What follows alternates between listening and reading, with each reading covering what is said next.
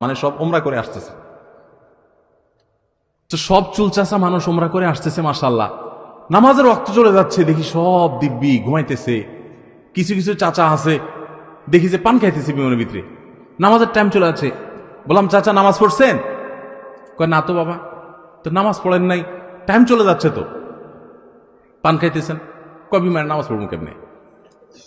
বিমানে পান নিয়ে আসছেন, বিমানে পান পাওয়া যায় না, বিমানের অন্যান্য খানা দিল, পানটা আপনাকে দিবে না, এটা বুঝেন, এটা মাথায় আছে, সেজন্য পান সাথে নিয়ে আসছেন।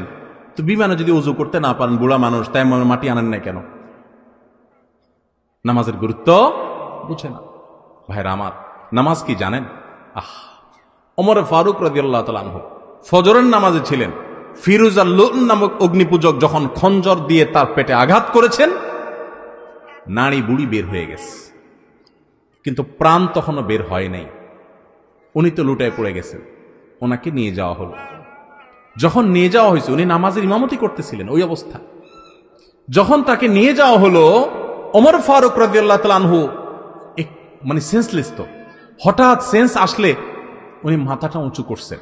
ওনার ছেলে মেয়েরা, পরিবারের লোকেরা সবাই দৌড়ে আসছে, মনে করছে শরীর থেকে এত রক্তক্ষরণ হয়েছে, প্রাণ বের হয়ে যাবে যে কোনো মুহূর্তে, হয়তো একটু পানি চায় শেষ মুহূর্তে।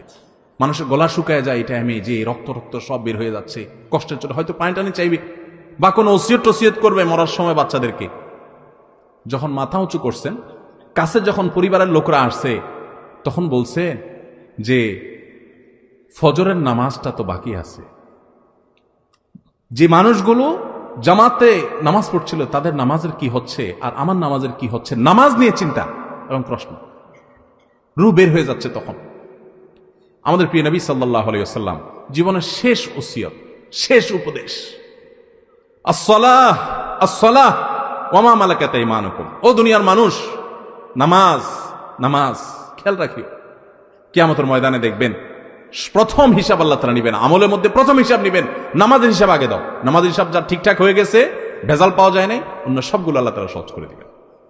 এই জন্য ভাইয়ের আমার, কোন অজুহাতে গাড়ির জ্যামে পড়ছেন, এটা করছেন সেটা করছেন, এই অজুহাতে নামাজ দেরি করবেন, এই সুযোগ আপনি প্রয়োজনে গাড়ি ছেড়ে দিবেন। হ্যাঁ, কোথাও যদি এরকম হয় যে এই মুহূর্তে এই জায়গায় গাড়ি ছাড়লে আপনি বিপদে পড়তে পারেন, তাহলে সেটা ভিন্ন কথা। কিন্তু ওইরকম কেস সাধারণত আমাদের দেশে এরকম জায়গা নাই, খুব কম।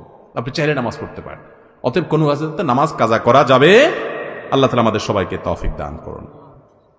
যদি কোনো কারণে কাজা হয়ে গেছে, আপনার ইচ্ছার বাইরে ভুলে গেছেন বা ফাঁসা গেছেন কোনো কারণে, তাহলে পরবর্তীতে আপনি নামাজগুলো পড়ে ফেলবেন এবং যে কাজা হয়ে গেল এটার জন্য আল্লাহর কাছে মাপ চাইবেন।